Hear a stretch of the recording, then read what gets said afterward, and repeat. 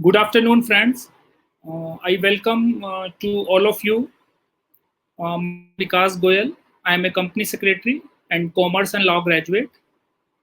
Before starting our today's topic, I would like to convey my sincere thanks to Vivek Khurana sir and CA Sansar team for providing me this opportunity. So our today's topic is overview of SEBI LODR. Uh, as you all must be knowing that SEBI listing obligations and disclosure requirements regulations are very lengthy document. But our idea is to understand the basic overview of these regulations so that we have some idea about some important aspects. So I'm starting my presentation. So starting the legal background, uh, SEBI listing obligations and disclosure requirements regulations. These were last amended up to 5th May 2021. So during the discussion, we will cover some of the amendments which were made very recently in the SEBI listing obligations and disclosure requirements regulations. So, but as I mentioned, that these are very lengthy documents. So our idea is to cover some common obligations which are given in chapter 3, and then chapter 4, which is about the obligations of listed entity having listed its specified securities. What is specified securities we will discuss in the subsequent slides along with the definition. Then one more important aspect is SEBI circular dated September 9 2015. Why I thought it important to mention it here, because it provides some important disclosure requirements under regulation 30. What is under regulation 30 we'll discuss in the subsequent slides. So before going into the detailed presentation, a snapshot is like that we'll discuss the background and structure of SEBI listing regulations, then applicability and some common obligations which are common for all kind of entities, then composition of the board of directors and its various committees. We will discuss the policies, various policies which are required to be maintained under SEBI listing obligations and disclosure requirements, regulations, and then some disclosure related requirements. This is again a very important topic of SEBI LODR. At times we are puzzled what to disclose, what not to disclose, how to disclose, and when to disclose. So things like that. And then I have tried to put in some practical issues for the benefit of the viewers. So let's move on to the first thing, which is the background. As you must be knowing that SEBI, there was some listing agreement and there was very popular clause 49. So what SEBI did, SEBI has revamped that earlier listing agreement kind of concept that used to be there, and they have brought in SEBI LODR. And the basic purpose of bringing SEBI LODR was idea was to consolidate and streamline the existing listing agreements for different segments of capital market into one. Because as I mentioned that these listing regulations are applicable on various kind of securities, though right now we are talking about the specified securities, which precisely means equity shares. So that idea was to consolidate those all kind of requirements at one place. Then if we talk about the structure of these LODR regulations, so they are basically covered under 12 chapters, and these have 9 schedules. So some of the important chapters and schedules I have just tried to put in here. Chapter 1 is about the preliminary, which is covering under regulation 1 to 3. Then chapter 2 is about the principles governing disclosures and obligations given under regulation 4. Then chapter 3, as I was telling that these prescribe some common obligations applicable for all kind of companies, regulation 5 to 14. Then chapter 4, which is the most important as far as equity shares are concerned, because obligations for listed entity which has listed specified securities are given under regulation 15 to 48. Then chapter 5 to 12 are some other, basically for basically for the debt kind of securities and some other requirements. So that we will try to cover in some other video or presentation, that those are given under regulation 49 to 103. Then one of the important schedule is schedule 2, which provides the requirement of corporate governance, is covered to regulation 30, which we were mentioning for disclosure of various events or information. So the detailed things are given in schedule 3. So we need to see regulation 30, schedule 3, and as well as that SEBI circular dated September 9, 2015. Then schedule 4 is again important because it provides the requirements for disclosure in the financial results. Schedule 5 is about the annual report, and schedule 7 prescribes various requirements with regard to transfer of securities, etc. Then applicability and common obligations. These are given under Regulation 5 to 14. So Regulation 6, which is very important, especially from the perspective of a company secretary, because it prescribes that listed entity shall appoint a qualified company secretary as the compliance officer. So here a point of discussion comes whether the company secretary of the company needs to be the compliance officer, or it has to be a qualified company secretary, and that may not be the company secretary. See, because the language is a qualified company secretary, so they intend that the compliance officer should be a qualified company secretary. So what I mean to say that if company secretary of the company, a company wants to designate not the main company secretary of the company as compliance officer, but they want to designate some other qualified company secretary, they can do so because of the language of Regulation 6. Then regulation 7 ये कहता है कि listed entity को एक share transfer agent को appoint करना है या उसको share transfer facility in house करना है, मतलब वो खुद भी कर सकते हैं. हालांकि रेगुलेशन 7 में फिर आगे ये बोला गया है कि अगर टोटल सिक्योरिटी होल्डर्स एक्सीड करते हैं 1 लाख से, तो either they have to appoint registrar और ट्रांसफर एजेंट, या फिर उनको खुद को रजिस्टर करना पड़ेगा as a registrar and transfer agent. ठीक है, तो ये एक इंपॉर्टेंट पॉइंट है कि 1 लाख से ज्यादा सिक्योरिटी होल्डर होने पे या तो उनको अपॉइंट करना है, और अगर खुद करना है तो they need to register. So what it means that if the number of security holders are less than that particular limit, so they can do in-house without getting themselves registered. Now Regulation 13, which talks about the listed entity to register itself on SCORS platform. SCORS is a SEBI governed platform which is basically for the grievance redressal of the investors. So the listed entities are to register. Then Regulation 15 to 48, applicability of Chapter 4. I mean the Chapter 4, as I mentioned, it was about the entities which have listed its specified securities on recognized stock exchange. So it can be either on the main board or on SME exchange. However, certain exemptions have been provided depending upon the paid up capital and net worth. I mean the smaller companies which have their paid up capital and the net worth beyond a particular threshold, they have been provided certain exemptions. So those are given under Regulation 50. Then definition of specified securities, it is means equity shares and convertible securities. So either those are to be the equity shares or some other convertible securities which will be converted to the equity shares.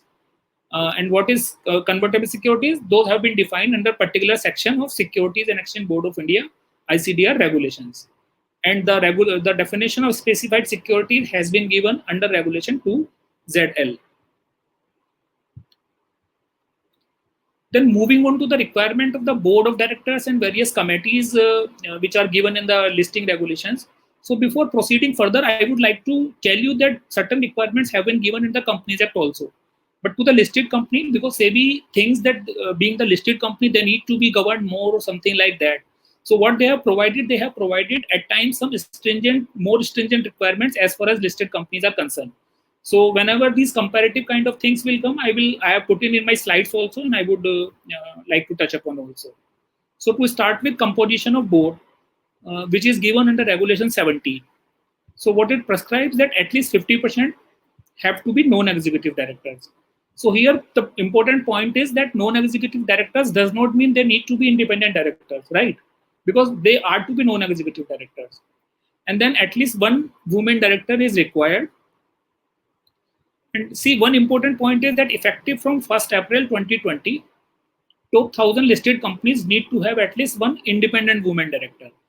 So what is happening that, see, if the companies which are covered under this clause, they have one independent woman director, so they will fulfill the requirement of this clause as well as the previous clause, which is at least one woman director. तो ऐसा नहीं है कि एक woman director independent है और एक और होना चाहिए, ऐसा कुछ नहीं है. तो टॉप 1000 कंपनीज को एक इंडिपेंडेंट वुमेन डायरेक्टर रखने से उनका दोनों रिक्वायरमेंट मीट हो जाएगा. फिर वो जहां तक बात है इंडिपेंडेंट डायरेक्टर्स की संख्या को लेके, तो रेगुलेशन ये कहता है कि इफ नॉन एग्जीक्यूटिव चेयरमैन है तो आपके 1/3 इंडिपेंडेंट डायरेक्टर्स होने चाहिए, और अगर अदरवाइज है, आई मीन कि अगर एग्जीक्यूटिव चेयरमैन है तो एटलीस्ट हाफ होने चाहिए, और यदि नॉन एग्जीक्यूटिव चेयरमैन एक प्रमोटर है या प्रमोटर से रिलेटेड है तो भी हाफ इंडिपेंडेंट डायरेक्टर्स आपके होने चाहिए.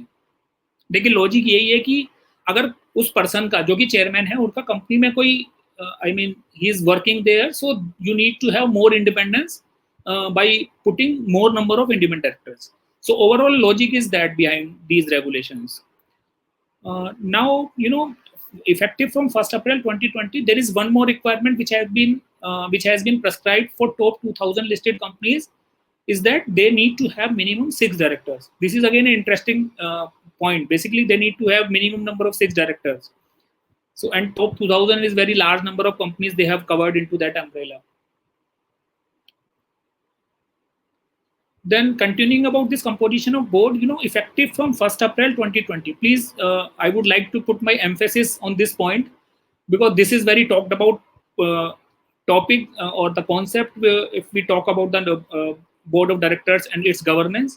Reason being, for the top 500 listed companies and starting from 1st of April 2022, law has desired to have a chairman which is non-executive and not related to MD. You know what it means? It means that there need to be a split between the post of the chairman and the managing director. See, you will see a lot of PSUs where, if like when the time comes, and let's hope that it's not deferred further, because क्या हुआ है कि ये कई बार defer किया जा चुका है इस requirement को, इसका timeline आगे बढ़ा दिया गया है because of some difficulties. तो बहुत सारी कंपनीज ऐसी हैं जिसमें चेयरमैन और मैनेजिंग डायरेक्टर की पोस्ट को फिर स्प्लिट करना पड़ेगा. और 1 अप्रैल 2022 से टॉप 2000 कंपनीज के लिए कोरम का भी एक रिक्वायरमेंट कुछ ऐसे आएगा कि 1/3 और 3 विच एवर इज हाइयर. अभी तक हम 2 पढ़ते आए थे, इसलिए मैंने 3 को इसको कैपिटल लेटर्स में लिखा है. और इंक्लूडिंग एटलीस्ट 1 इंडिपेंडेंट डायरेक्टर.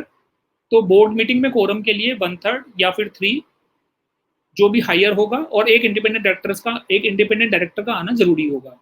हालांकि वीसी की प्रेजेंस को उन्होंने अलाउ किया है. अब बात करते हैं हम ऑडिट कमेटी की. रेगुलेशन 18 में उसके रिगार्डिंग प्रोविजंस दिए गए हैं. तो ये कहता है कि मिनिमम 3 डायरेक्टर्स एज मेंबर होने चाहिए ऑडिट कमेटी में. तो हम जानते हैं कि कंपनीज एक्ट में भी सेम लाइन में प्रेस्क्राइब किया गया है. फिर रेगुलेशन ये कहता है कि 2/3 of the members are required to be independent directors, जबकि कंपनीज एक्ट में कहा गया है मेजोरिटी के लिए, मेजोरिटी इंडिपेंडेंट डायरेक्टर्स. तो जो लिस्टेड कंपनी है उनको ऑफकोर्स स्ट्रिंजेंट प्रोविजन को फॉलो करना पड़ेगा. Then LODR talks that about their financial expertise or things like their financial literacy. So LODR ये कहता है कि all members to be financially literate and at least one to have accounting or related financial management expertise. जबकि जो company law है वो कहता है कि majority members and chairman to have ability to read and understand financial statement. तो इस तरह से दोनों के लैंग्वेज में डिफरेंस है. एंड देन LODR में लिखा है कि chairman to be independent director and उनको अवेलेबल रहना है एजीएम में. कोरम की अगर हम बात करें तो कोरम के लिए बोलता है 2 मेंबर्स और 1/3 which ever is greater with at least 2 independent directors.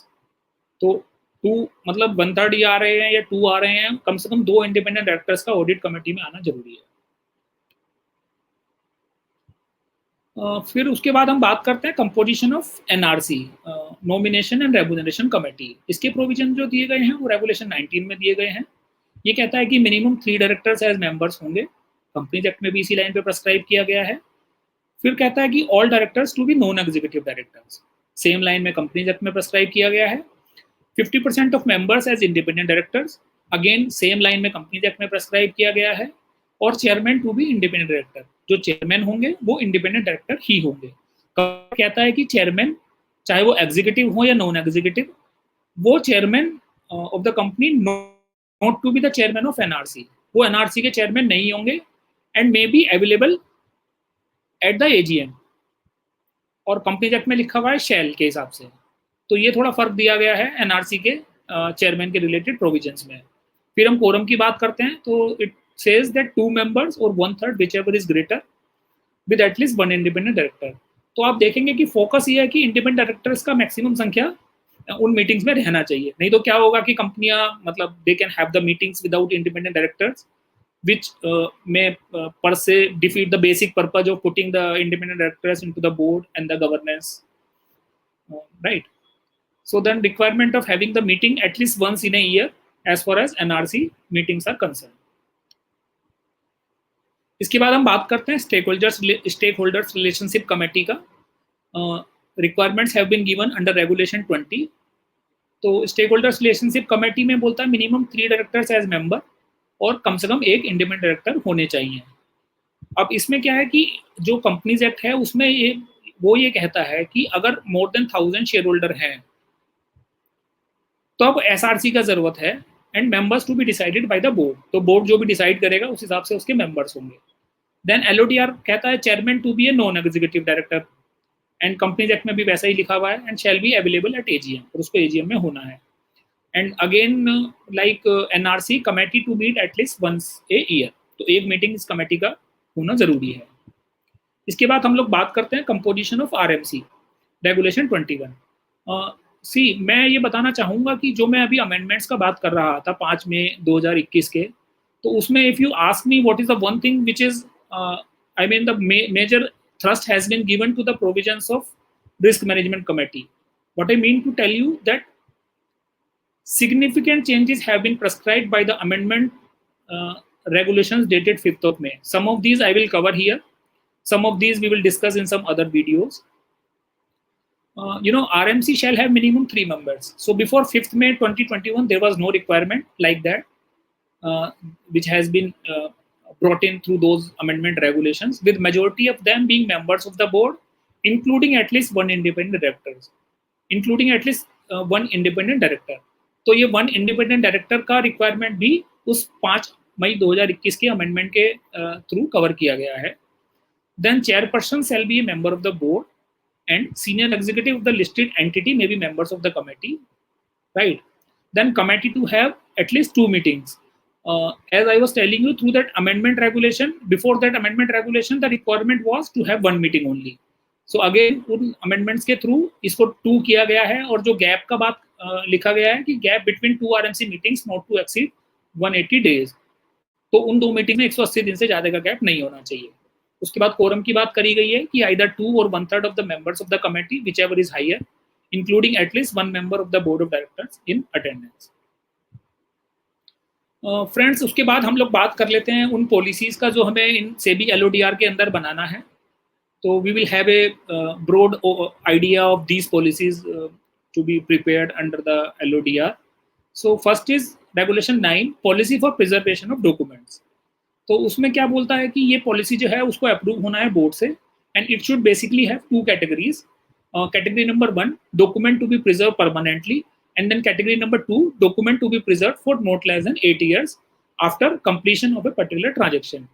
So important, and from the perspective of ease of doing business, we can say that documents can be kept in online mode. So companies can devise the policy in a manner that it will keep the documents in an online mode, and the other particulars are to be frozen and to be decided how and everything like that, right?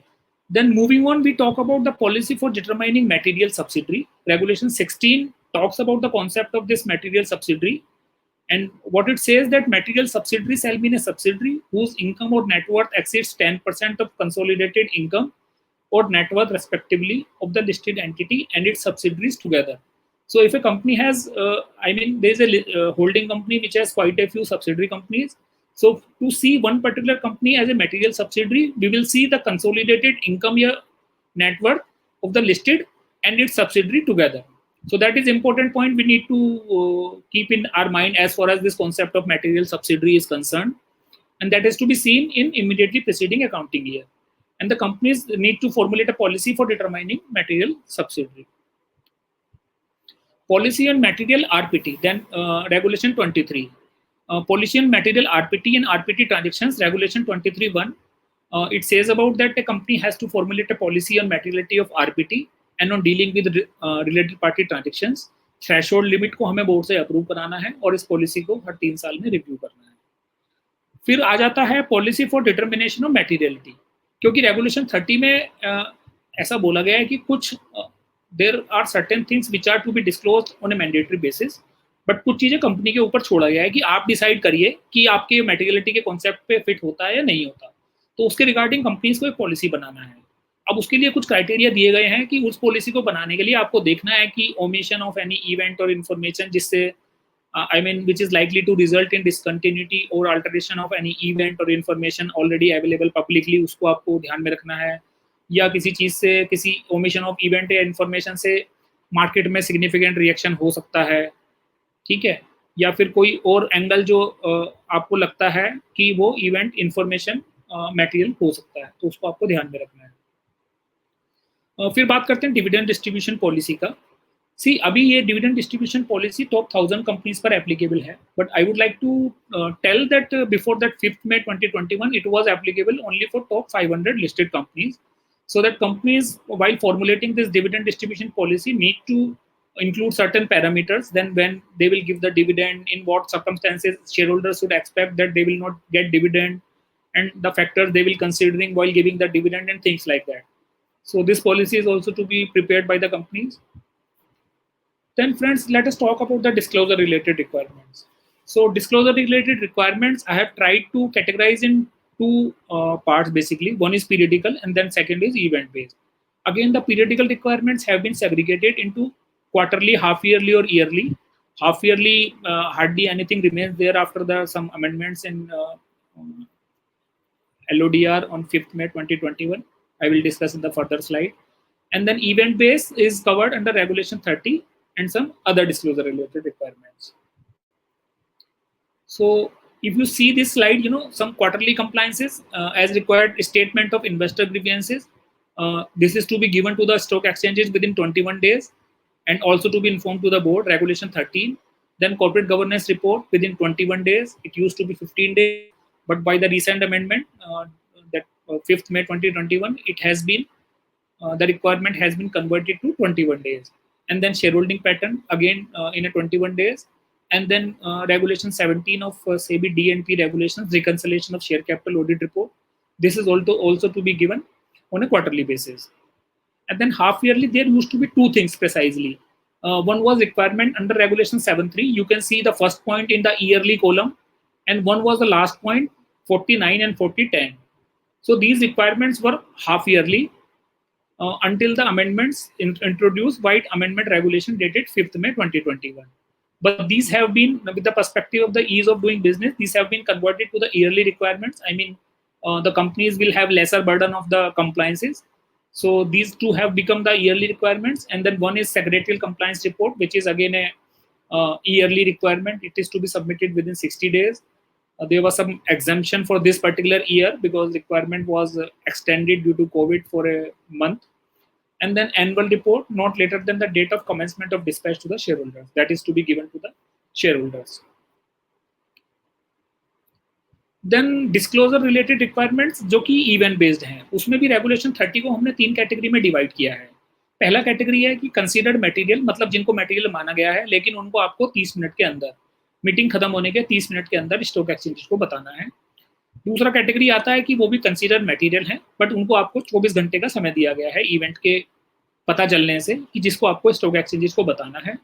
And third आ जाता है on application of test of materiality. जैसा हमने अभी अपना materiality का policy का बात किया था, तो अगर कोई इवेंट उस कैटेगरी में आता है कंपनी की पॉलिसी के हिसाब से, तो उसको भी आपको बताना 24 घंटे के हिसाब से है, लेकिन आपको वो टेस्ट से it should meet the test of materiality basically, right? Some of the examples I have quoted, things like board outcome for dividend, results, bonus, buyback, etc. To be disclosed within 30 minutes only. Then within 24 hours is events such as acquisition, change in directors, KMP, auditors, proceedings of AGM, EGMs. So these things, basically there is a long list. So we have to see Regulation 30, Schedule 3, and then circular of SEBI dated September 9, 2015, whenever we are looking for the disclosure requirements under Regulation 30, right? And then within 24 hours, certain things have been given: disruption of operation of any unit division due to natural calamity, litigation, fraud cases. But these are to be disclosed only if they meet the test of materiality. And one important modification which was brought in through the amendment regulation of 5th May was that in case of financial results, if meeting is running for 2 days, so what used to happen earlier that these were disclosed after the second day or something. So now they have clearly prescribed that if results are being discussed on the first day, so you have to disclose within 30 minutes from the first day only. And if these are being discussed on the second day, then second day. Then one important disclosure related requirement is Regulation 30, Sub-Regulation 9. It says that listed entities shall disclose all the event or information with respect to subsidiaries which are material for the listed entity. So this is to be kept in mind. And then some other disclosure related requirements which are other than regulation 30, intimation about change in RTA, regulation 75, then regulation 29, prior intimation about certain decisions to be discussed at the board meeting, regulation 42, that is about the record date of bonus, dividend, etc. And then record date for right issue, and then regulation 42 to declare dividend at least 5 working days. So these requirements are to be kept in mind. So these are some requirements other than regulation 13. Now, before finishing this presentation, I would like to touch upon some practical issues. What happens that we need to file different, certain, all the requirement different at the two places, NSE as well as BSE. So it's better that if there is some common XBRL platform, so that we put in at what place and it is reaching to both the stock exchanges, to NSE and BSE.